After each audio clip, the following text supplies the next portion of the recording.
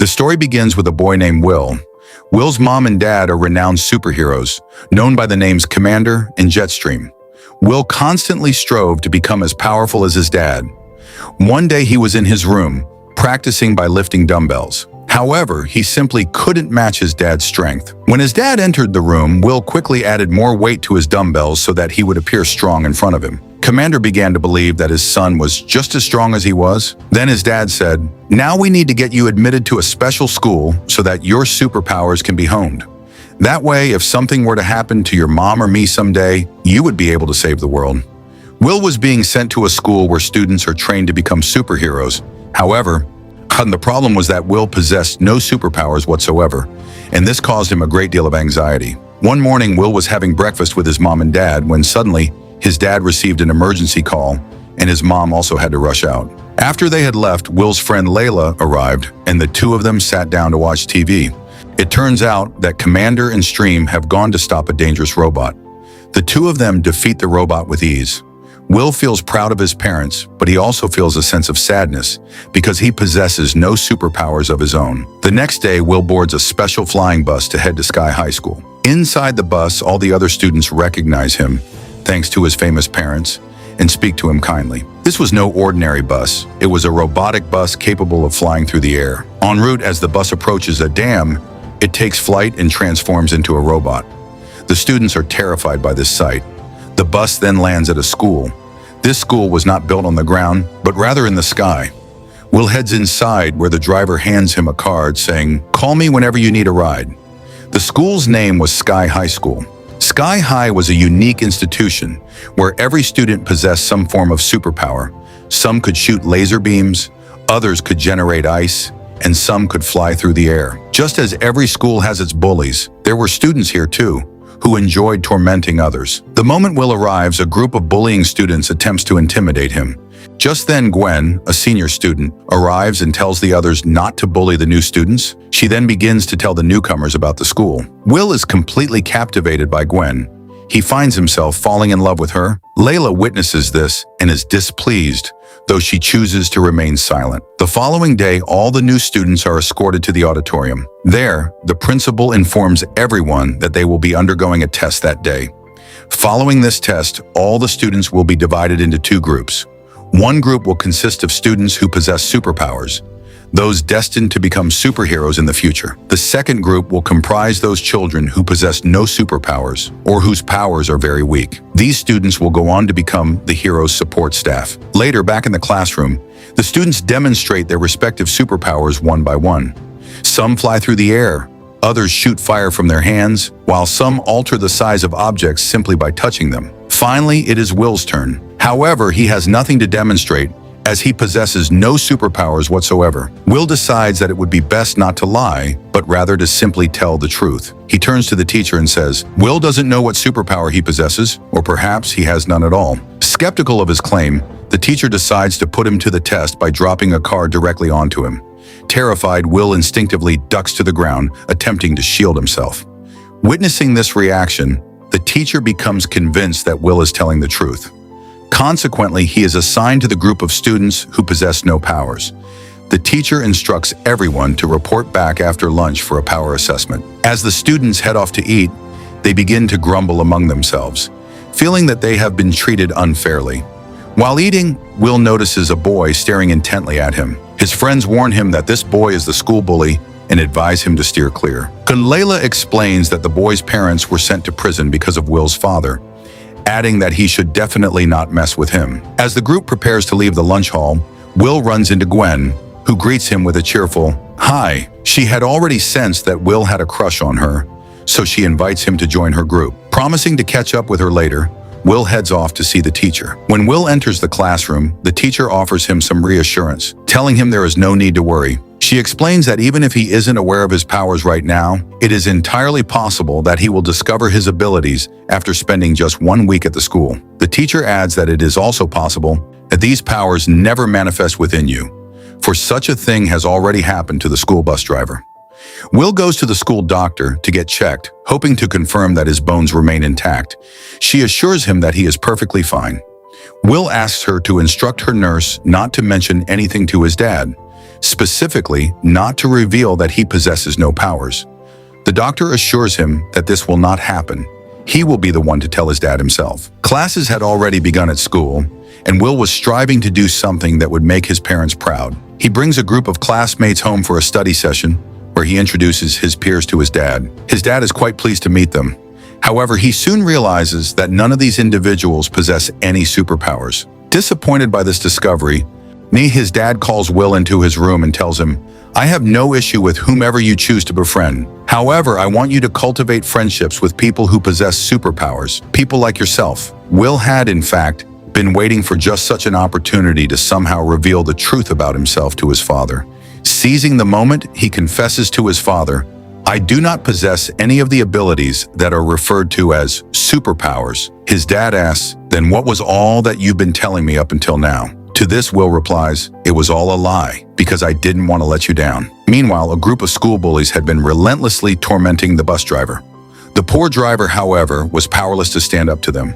Just then, Will arrives. Upon seeing him, the bullies immediately stop harassing the driver. And in reality, due to the reputation of Will's parents, every student in the school was intimidated by him. It was precisely because of this fear that no one ever really reached out or socialized much with him. During lunchtime, as Will is looking for a table with his food, those boys use their powers to knock him down. The food Will was holding accidentally falls onto a boy who happened to be the school's biggest bully. This boy had a reputation for picking fights, and for that very reason, no one dared to mess with him. When the food fell, he flew into a rage at Will.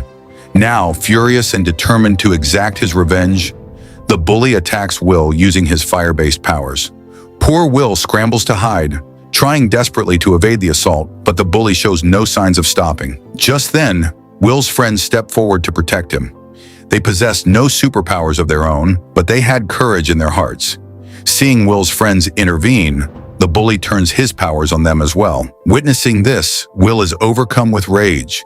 He lifts the very table he had been hiding under and slams it down onto the bully. All the students are left in shock at the sight. Will's powers had awakened. The bully recovers quickly and attacks again with his powers, but this time, Will counters by using a nearby fire extinguisher against him. Just then, the school principal arrives. Witnessing the intensity of their fierce battle, she takes both boys into her custody. After giving them a stern reprimand and a final warning, she sends them home. When Will returns home from school, he tells his dad about his newfound powers. His dad is overjoyed to hear this and says, "I always had faith that you would eventually gain powers." In his excitement, his dad gives Will a gift. Will is thrilled to receive it, and the two of them celebrate together. The next day at school, Will discovers that he has been promoted and transferred to the class for students with superpowers. Will wasn't exactly happy about being separated from his friends, but this was the school rule, one he had no choice but to obey. The teacher assigned Will and Gwen to the same team for a project. Will was quite pleased about this. Since he hadn't yet mastered his abilities, Gwen ended up doing all the work herself. Later, during lunch break, Will's old friends brought their food over to his table. However, Will's new friends wouldn't let them sit there. Seeing this, Layla felt deeply hurt. She rose in anger and walked away. Noticing her distress, Will followed her and said, "Everything will get better, little by little." Layla remained downcast, so Will asked her to join him for dinner that evening. Hearing this, Layla brightened up a little. Just then, Will spotted one of his friends being harassed by a group of bullies who were using their powers to trap all of Will's friends inside lockers. And seeing this, Will immediately rushed over and freed his friends from the lockers. The bullies confronted him, saying, "You mess with us every time. This time you have to play a game. If you win, we promise not to bother anyone ever again." Will agreed to play the game. The objective was to stop a statue from being fed into a machine, a task that, on the surface, appeared quite simple. Will's partner for the game turned out to be the very bully he had fought with earlier. At the beginning of the game, Will is completely baffled. However, the moment he grasps the game's strategy, he completely outplays the opposing team. Just as Will sees their team's statue about to enter the machine, he uses his powers to lift the bully and hurl him toward the statue. This knocks the statue away from the machine, securing the victory for his team. Will's friends are overjoyed that, thanks to him, they have all finally been liberated from the bullying group. When Will returns home, he is astonished to find that Gwen is already there, having dinner with his parents. Seeing Gwen at his home fills Will with delight, and he joins them for dinner as well. After the meal, Gwen informs Will's parents that she is hosting a party at her home and would like Will and his parents to attend as the guests of honor. Will and his parents are absolutely thrilled by Gwen's invitation, and so he agrees. Meanwhile, if we turn our attention to Layla, she was waiting for Will at the restaurant he had suggested. However, upon seeing Gwen, Will had completely forgotten about everything else. After waiting for a considerable time, a disappointed Layla eventually leaves the restaurant. The next day at school, when Layla runs into Will, instead of getting angry at him, she asks him to accompany her to a dance party. But Will replies, "I'm actually going to a party at Gwen's house today." Layla realizes that this must be the reason Will hadn't shown up the previous night either. Consequently, rather than saying anything to Will, she pretends to be happy for his sake. Will asks her, "Who are you going to the party with?" With a heavy heart, Layla replies, "I'm going with a classmate of mine." When Will learns that Layla is going to the party with that bully, he feels terrible about it. Noticing this and wanting to make Will jealous, Layla walks over to the bully, sits down next to him, and begins having lunch with him. While sitting there, Layla asks him, "Will you come to the party with me?" He immediately agrees, as his only intention was to upset Will, and he knew that seeing Layla with him would make Will feel miserable. The party was being held at Will's house, and in an effort to impress Gwen, Will gets dressed up smartly before heading to the party. Layla also arrives at the party, but Gwen turns her away. Will remains completely unaware of this incident. During the party, Will and Gwen grow quite close to one another, and the two of them even share a kiss. At that very moment, something is stolen from Will's dad's lab. However, Will remains completely unaware of this. While enjoying himself at the party, Will feels terrible when he discovers that Layla and her friends have been kicked out. Consequently, he angrily confronts Gwen, asking, "Did you kick Layla and her friends out?" Gwen admits to it, and upon hearing this, an enraged Will kicks Gwen, along with her friends, out of the party as well. Will calls Layla. However, she is already upset with him and does not pick up his call. To make amends, Will goes to her favorite restaurant and calls her again. But Layla still offers no response. Having failed in every attempt, Will returns home, where his mom hands him a book, which chronicled the battles those individuals had won. As soon as Will begins reading the book, he spots a girl within its pages who bears a striking resemblance to Gwen, the very person from whom Will's parents had confiscated a unique weapon. Sensing that something is amiss, Will begins to investigate Gwen further. He calls his driver to summon help. Meanwhile, Will's parents attend a party hosted by Gwen. There, Gwen arrives and, utilizing her superpowers, transforms everyone present into small children. Gwen was wielding the very same gun that Will had seen depicted in the book. It was this weapon she had used to revert everyone to childhood. The group of Will's non-superpowered friends who had attended the party somehow managed to escape. Upon reaching the outside, they discover that Will is waiting for them. When Will explains the entire situation to them, and they readily agree to stand by his side. Just then, Gwen appears, cradling a small child in her arms. That child was, in fact, Will's father. Gwen reveals that she was once a student of the commander, Will's father, and that he himself had used this very gun to turn her into a child. Thus, she explains, she has finally exacted her revenge. Will understands, or that Gwen had merely used him as a means to exact her own revenge. Although deeply hurt, he realized that at this moment, avenging his parents took precedence over everything else.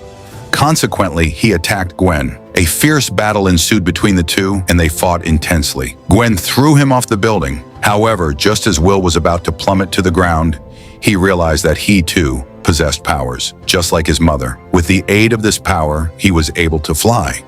Will then flew back up to Gwen and, in the ensuing struggle, began to beat her severely. Gwen was on the verge of death, but before she perished, she ensured she left a trail of destruction in her wake. She activated a machine that caused the entire school to begin plummeting rapidly toward the ground. Witnessing this, Will's friends and the other students pooled their unique abilities and efforts to try and pull the school back up. Together, they worked to stabilize the massive structure, which had now become a falling building, and attempted to restore it to its original position. However, it had already descended at a terrifying speed and was now hovering perilously close to the ground. At that critical moment, Will's friends, who possessed no superpowers, managed to repair the machine, and the school was successfully restored to its rightful place. On that day, even those with superpowers came to realize that without the assistance of those without powers, they were nothing. They understood that the non-powered individuals were just as special and essential as those who possessed extraordinary abilities. From then on, And everyone began to live together in harmony, and with that, the movie comes to an end.